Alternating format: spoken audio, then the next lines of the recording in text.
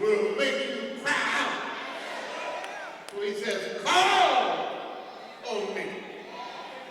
When you're in trouble, call on me. When you're sick, call on me. When bereavement comes, call on me. Your head is hung down, call on me. When there's trouble in your life, call on me.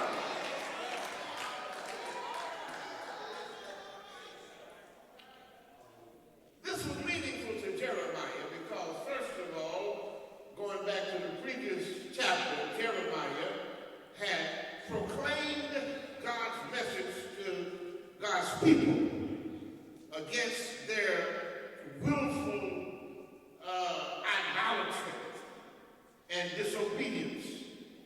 And God had said to them, because you are like this, I'm going to let you go into slavery.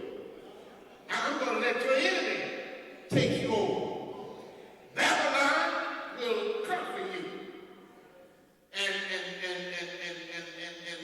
King Zedekiah attempted to reach an ally with Babylon, Nebuchadnezzar. But God had already said, you going. When God decides that he's had enough of your mess,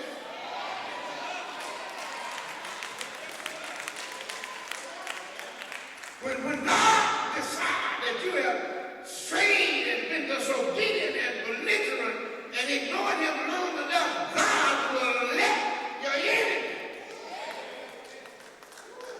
subdue you. And like Jeremiah said to them, ain't no need to fight because you are going down.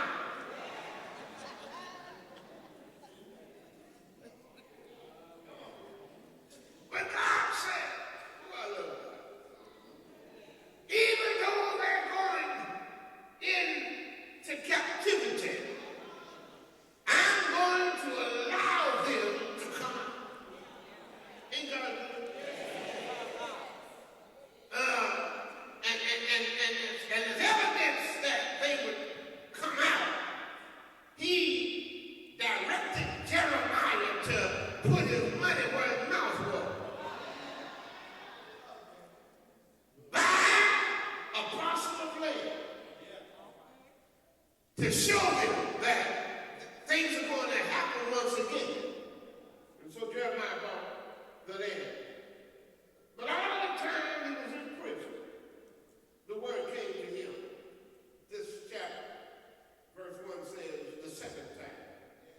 You can bind God's people, but you can't shut out God's presence.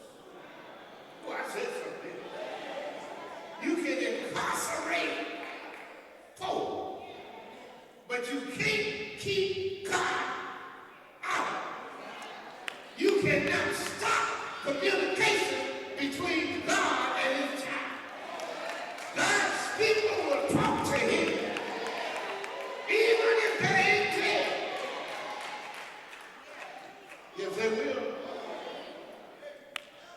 And so God says to Jeremiah, just call on him. No matter what the situation, call him. But God not only says, call me. You know, a lot of times when people are sick or misfortune, have misfortune, disabled or inconvenience, we'll go and we'll say, if you need anything, just call me. We just talk. We just saying something. That's a speech we learn. If there's anything I can do, let me know, call me. And when they try to call you, they can't find you. And if they find you, you're too busy.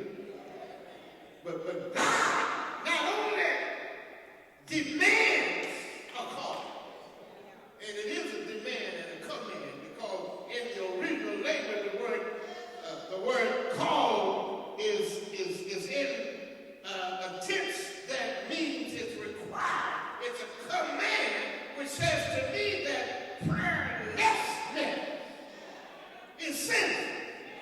Did you not know it's a sin just to to not pray. God wants us to talk to him. But he does say, if you call me, I will answer. Now I know I got some witnesses in here now. I got some witnesses up in here now. God said, call me, and I will. Not might, not maybe, not under certain conditions, not at certain times, I will answer. But that presents a problem. Because when we call on God, we want one answer that we don't always get. He said, I will answer, but God's answer, first of all, is in his own time.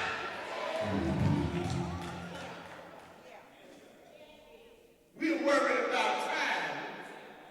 God is worried about timing. God knows when is the best time to respond. And it not always say yes. Sometimes God says, you got to wait a while. Sometimes God says, I ain't going to do that. But I will give you something to help you through. God's answer is in his own time, in his way, according to his word, and within his will.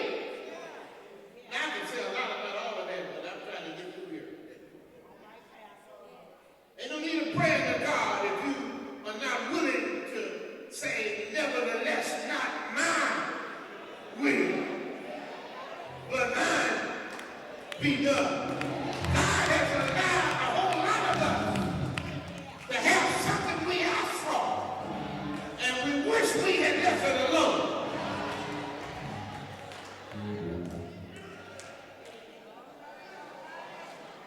He said, I will answer, and not only will I answer, but I will show you some stuff that can't nobody else show you.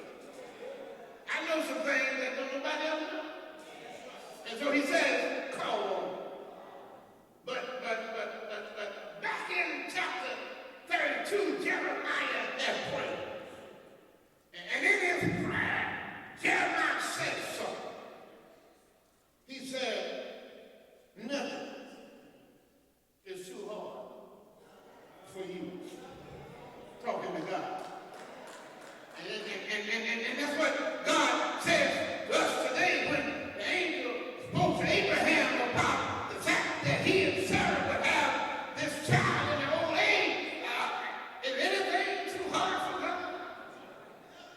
When the angel came to Mary and said, and with God nothing is impossible. Jeremiah recognized that, and in the previous chapter, starting with verse 17, he called on him and said, you created the heavens and the earth, all by yourself, and nothing is impossible to you. Nothing is too hard for God. Sometimes when we think about our situation, I can hear somebody right now say, well, Reverend, I know you say that, but my husband, nothing. My wife, nothing. My children, nothing. My mom and dad, nothing. My boss, nothing. My sickness,